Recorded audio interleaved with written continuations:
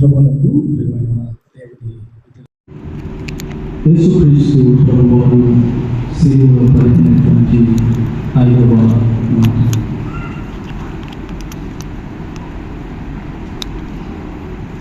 చాలా మంది పండితులు యేసుక్రీస్తు ప్రభువు తన కొరకు తాను మాట్లాడిన మొదటి మాటగా ఈ మాట వర్ణిస్తారు. మొదటి మాట తన కొరకు తాను, నేను తప్పిపోతున్నాను అని తన కొరకు తాను మాట్లాడుతున్నటువంటి మాటగా ఈ మాటను వర్ణిస్తూ ఉంటారు.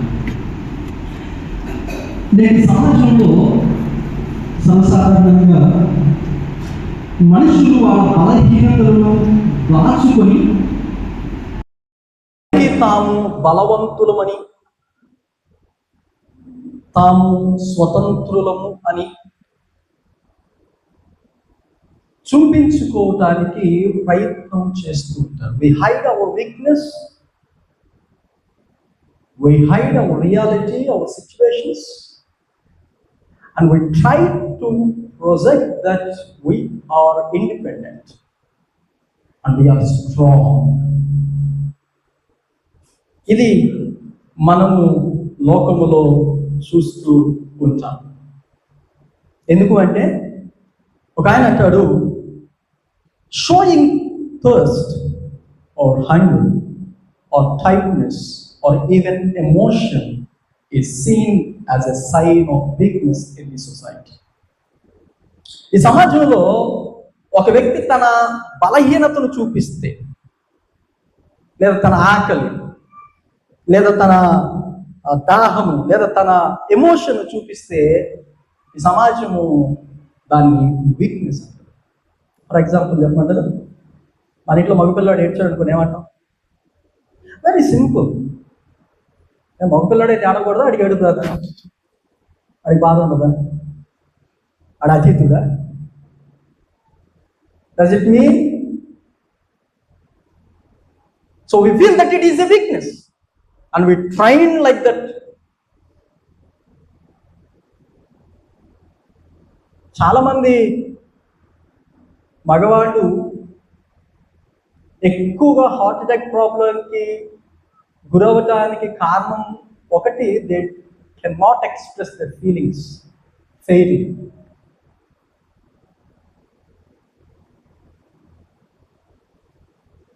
సో ఈ సమాజంలో we try to hide our weakness and we try to project ourselves as a strong and independent. నేను బలవంతులం, నేను స్వతంత్రులం. మన బలహీనతలను, మన అవసరాలను దాచిపెట్టి అలా కనబడటానికి మనం ప్రయత్నం చేస్తాం. బట్ ఈ 5వ మాట it's quite opposite to the society. యేసుక్రీస్తు ప్రభువారు తన అవసరతను వ్యక్తపరుస్తున్నారు. నేను తప్పిగా పొందుతున్నాను. ఎవరితో మాట్లాడుతున్నాడు? ఎవరున్నారు అక్కడ? దూతలు లేరు, తండ్రి లేడు. ఎవరున్నారు అక్కడ? తనను గాయపరిచిన సైనికుడు, తనను సిలువకు అప్పగించిన ప్రజలు ఉన్నారు, తనను అవమానిస్తున్న ప్రజలు ఉన్నారు. And now he was expressing his need that I am thirsty. అని ఇందాకే కదా నువ్వు రాజు అయితే కిందకి దిగిన ఎగతాలు చేశారు. అప్పుడే ఆడ ఎగతాలు చేసిన వాళ్ళు నేను దప్పిక కొనుస్తున్నాను అని చెబితే ఊరుకుంటారా?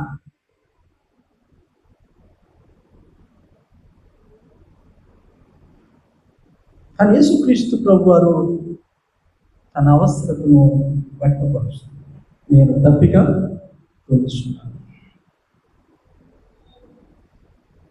It shows his complete humanity. ఆయన సంపూర్ణమైన మానవుడు అని చూపించే మాట ఈ మాట.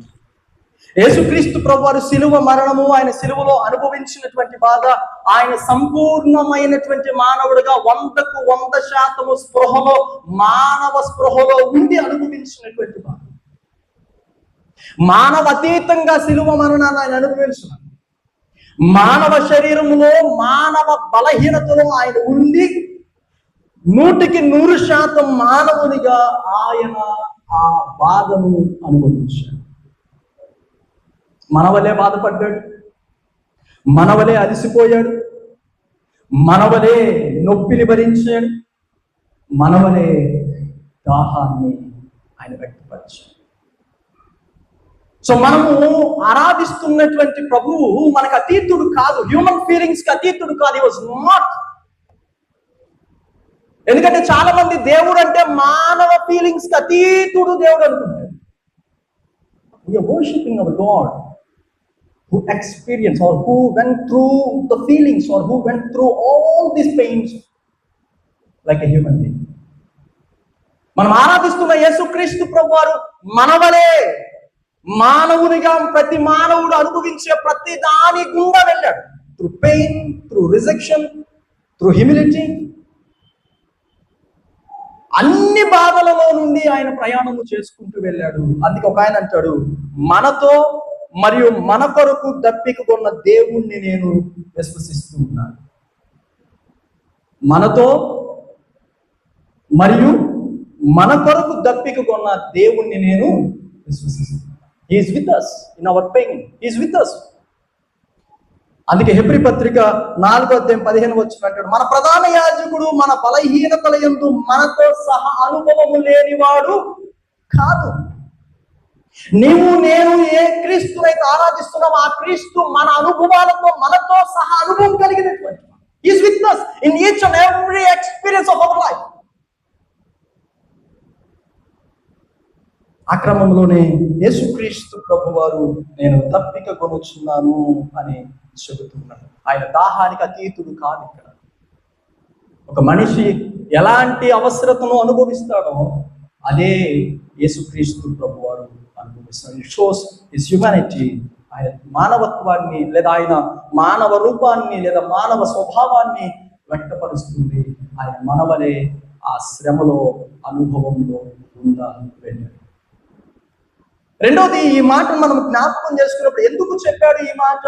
ప్రభువు దప్పికొన్నాడు, ఈ మాటను చెప్పాడు. అయితే యోహాను భక్తుడు ఒక మాట అంటూ ఉన్నాడు 28వ వచనంలో, సమస్తమును అప్పటికి సమాప్తమైనదని యేసు ఎరిగి లేఖనములు నెరవేరునట్లు నేను దప్పికొనుచున్నాను అని చెప్పాడు. లేఖనము నెరవేరునట్లు.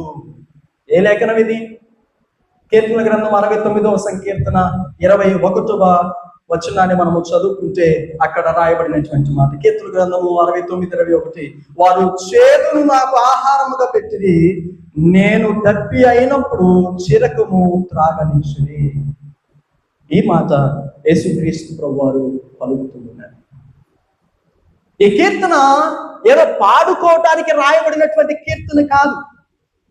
ఒక పండితుడు అంటాడు, it is the cry of a man rejected, insulted and in pain. ఒక మనిషి తృణీకరింపబడిన, ఒక మనిషి అవమానింపబడి, ఒక మనిషి బాధలో ఉన్నప్పుడు రాయబడినటువంటి కీర్తన 69వ కీర్తన. యేసుక్రీస్తు ప్రభువు ఇప్పుడు సిలువలో అదే అనుభవిస్తున్నాడు. He was rejected by his own people. తన సొంత ప్రజల చేత దేవుడు తృణీకరించబడ్డాడు. He was humiliated by his own people. తన సొంత ప్రజల చేత ఆయన అవమానింపబడ్డాడు. And he was experiencing the pain.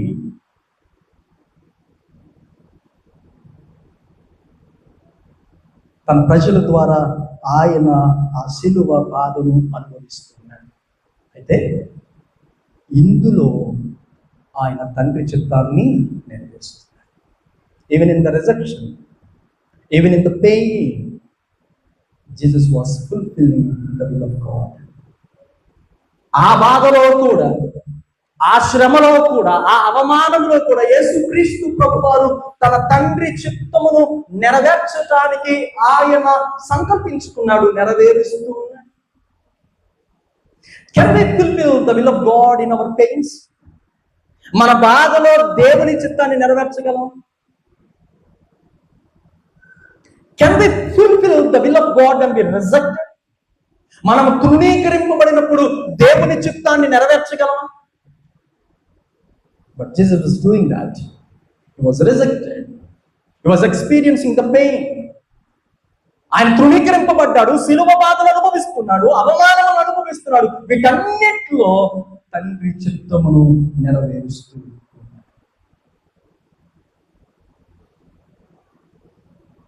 ఆయన చేదు, ఆయన దాహము కొనుచున్నాను అని అన్నప్పుడు అక్కడ ఉన్నటువంటి సైనికులు చేదు చెరుకును తీసుకుని వచ్చి ఆయనకు అప్పగించారు. కనాను పెళ్లి విందులో ద్రాక్షరసం అయిపోయింది. అవమాన భారంతో కుటుంబం ఉంది, కొరత ఏర్పడింది. ఆనందముగా ఉండవలసినటువంటి పెళ్లి మండపం, పెళ్లి ఇల్లు అవమానముతో, భారముతో మిగిలిపోయింది. అక్కడ ప్రభువు వారు నీటిని ద్రాక్షరసముగా మారుస్తారు. Turn the wine and water into wine. It's a symbol of joy, it's a symbol of abundance, it's a symbol of divine generosity. యేసుక్రీస్తు ప్రభువు కానాను పెళ్లి విందులో చేసినటువంటిది సంతోషానికి, సమృద్ధికి, దేవుని యొక్క కృపకు అది సాదృశ్యం. దాతృత్వానికి అది సాదృశ్యం. అక్కడ ఆయన మధుర ద్రాక్షరసము త్రాగనిచ్చాడు జనులకు. సిలువలో యేసుక్రీస్తు ప్రభువు దప్పిక కొన్నప్పుడు అక్కడ ఉన్నవారు ఆయనకి చేదు ద్రాక్షరసమును ఇచ్చారు. The one who gave joy now receives sorrow. ఎవరైతే అక్కడ సంతోషాన్ని ఇచ్చాడో ఆయన సిలువలో బాధను అనుభవిస్తున్నాడు. The one who gave abundance now he suffered lack. ఎవరైతే కానాను పెళ్లి విందులో సమృద్ధిని ఇచ్చాడో, కొరతను తీర్చి సమృద్ధిని ఇచ్చాడు, ఆయన ఇప్పుడు సిలువలో త్రాగటానికి గుక్కెడు నీళ్లు లేక నేను దప్పిక కొనుచున్నాను అని కేక వేస్తున్నాడు. The one who gave best wine now drinks bitter water. Canaan పెళ్లి విందులో మధురమైన ద్రాక్షరసం ఇచ్చినటువంటి ఆయన ఇప్పుడు సిలువలో చేదు చెరుకును తీసుకుంటున్నాడు. ఎందుకు అనేట ఒక భక్తుడు అంటాడు, his experience, all this experience brings Joy, abundance in our life. మన జీవితాల్లో సంతోషాన్ని తీసుకొని రావటానికి, మన జీవితంలో సమృద్ధిని తీసుకొని రావటానికి ఆయన ఈ బిటర్ ఎక్స్పీరియన్స్ గుండా, ఈ చేదు అనుభవాల గుండా వెళుతూ ఉన్నాడు. అక్కడ ప్రజల కోసము నీళ్లను ద్రాక్షరసంగా మార్చాడు. ఇక్కడ ఆయన అనుకుంటే చేదు చెరకిన తన కోసం మధురంగా, he can do that. ఆయన చేయగలడు. చేదు చెరకిన మధురంగా మార్చడం ఆయనకి పెద్ద కష్టమేమి.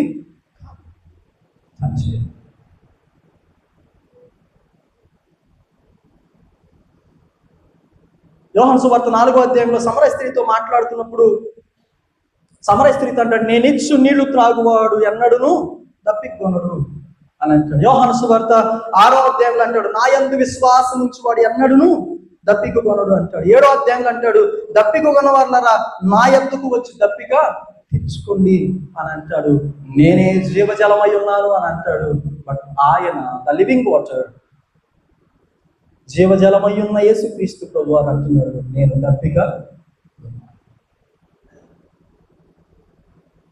నేను జీవజలము అన్నాడు. నా యొద్దకు వచ్చి దప్పిక తీర్చుకోండి అన్నాడు. నేను ఇచ్చి నీళ్లు త్రాగేవాడు ఎన్నడూ దప్పికొనడు అన్నాడు. ఇప్పుడు ఆయన సిలువలో అంటున్నాడు, నేను దప్పిక. ఆనాడు సమరయ స్త్రీ దాహాన్ని తీర్చిన ఆయన ఈ రోజున సిలువలో దప్పికొంటున్నాడు. ఒక భక్తుడు అంటాడు, he became thirsty so we could be satisfied by that living water. మనము ఆ జీవజలము ద్వారా సంతృప్తి పొందటానికి ఆయన సిలువలో దప్పిక కొన్నాడు. ఆయన సిలువలో దప్పిక కొనకపోతే మనము జీవజల సమృద్ధిని, ఆ సంతృప్తిని మనం అనుభవించే వాళ్ళం కాదు. He became thirsty to satisfy our lives. మనల్ని సంతృప్తి పరచడానికి, మన జీవితాలను జీవజలంతో సంతృప్తి పరచడానికి ఆయన దప్పిక కొన్నాడు. మరొక మాట అంటారు, he became thirsty so we could be reconciled with God. ఆయన దప్పిక కొన్నాడు ఎందుకంటే ఆయన మనలను తండ్రితో తిరిగి సంబంధంలోకి తీసుకొని వెళ్ళటానికి. దేవునితో మన సంబంధాన్ని మనం కోల్పోయాం. మన పాప స్వభావాన్ని బట్టి, తిరిగి మనలను తండ్రితో ఏకము చేయడానికి, ఆ బంధంలోకి మనల్ని తీసుకొని వెళ్ళటానికి ఆయన కలువరి శిలువలో మన కొరకు ఆ దప్పికను కొన్నాడు. ఆ దప్పిక నిన్ను నన్ను తిరిగి తండ్రితో కలపటం.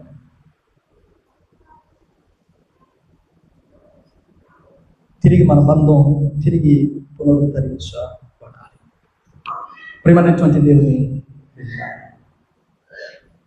లివింగ్ వాటర్, జీవజల ఓటగా ఉన్న యేసుక్రీస్తు ప్రభువు మన కొరకు దప్పికున్నాడు. మధురమైన ద్రాక్షరసమును ఇచ్చి ప్రజలను తృప్తిపరిచిన యేసుక్రీస్తు ప్రభువు చేదు చెరుకును పుచ్చుకోవలసి వచ్చింది. కారణము ఆయన మనలను తిరిగి తండ్రితో కలపడానికి. ఆయన తృణీకరింపబడ్డ బాధలో ఉన్న తండ్రి చిత్తాన్ని నెరవేర్చారు. ఈ రోజున మనము తండ్రి చిత్తమును నెరవేరుస్తూ ఉన్నామా అని అర్థం. ఇందాక పాస్టర్ గారి ప్రారంభంలో ఒక మాట చెప్పారు. ఆ బాధలో ఉన్నప్పుడు ఏదో ఒకటి మాట్లాడతారు, ఇష్టం వచ్చింది మాట్లాడతారు. But in that pain even Jesus shows control. ఆ బాధలో కూడా ఆయన ఎంత కంట్రోల్గా ఉన్నాడో మనకు అది నేర్పిస్తుంది. ఆ బాధలో కూడా దేవుని చిత్తం ఎలా నెరవేర్చాలో మనకి నేర్పిస్తుంది. మనకు అన్నీ ఉండి ప్రభు చిత్తాన్ని ఎంతవరకు నెరవేరుస్తున్నామో ఆలోచించుకుంటాం. God gave everything, even his life. తన జీవితాన్ని మనకి ఇచ్చేసాడు. ఎంతవరకు మనం ప్రభు చిత్తాన్ని నెరవేర్చడానికి ఈ లోకంలో ప్రయత్నం చేస్తున్నాం. ఒకసారి మనం ఆలోచిద్దాం. ఒకవేళ మనం ఆ సైనికుని తిట్టొచ్చు, కఠినుడు, దుర్మార్గుడు, మానవత్వం లేనివాడు అని. రైట్, ఒప్పుకుందాం. బట్ ఇదే ప్రశ్న ఒకవేళ యేసుక్రీస్తు ప్రభువు ఈ రోజు మనల్ని అడిగితే వాట్ ఈస్ అవర్ రెస్పాన్స్? ఇదే ప్రశ్న యేసుక్రీస్తు ప్రభువు మనల్ని అడిగితే వాట్ ఈస్ అవర్ రెస్పాన్స్? మన స్పందన ఏంటి? ఇదిగో నేను తప్పికొనుచున్నానని ప్రభు అంటే మన స్పందన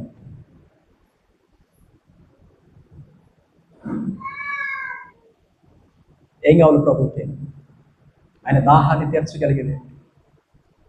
శిష్యులు పరిగెత్తుకుంటూ వెళ్ళిపోయారు ఊళ్ళోకి, ఏసై తినడానికి ఏదో తెచ్చేద్దామని.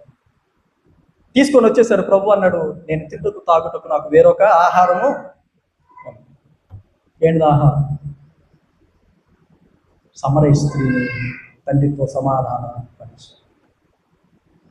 ఆయన దాహాన్ని తీర్చడం మనం చేయగలిగింది ప్రభుతో మన సమాధానం. సో ఈరోజు మన జీవితాల్లో ప్రభు యొక్క 5వ మాటను జ్ఞాపకం చేసుకుంటూ ఉన్నప్పుడు వెళ్ళే 2 ప్రశ్నలు ఏముందో. ఒకటి, మనము తండ్రి చిత్తాన్ని నెరవేర్చడానికి ప్రయత్నం చేస్తున్నాము. 2, ప్రభు దాహం తీర్చడానికి వాళ్ళు చేదు చిరకనిచ్చారు, మనమైతే ఏమేమగలం? ఆ 2 ప్రశ్నల నుంచి మాట్లాడుతూ వాక్యంలో దీవించుకుంటాం.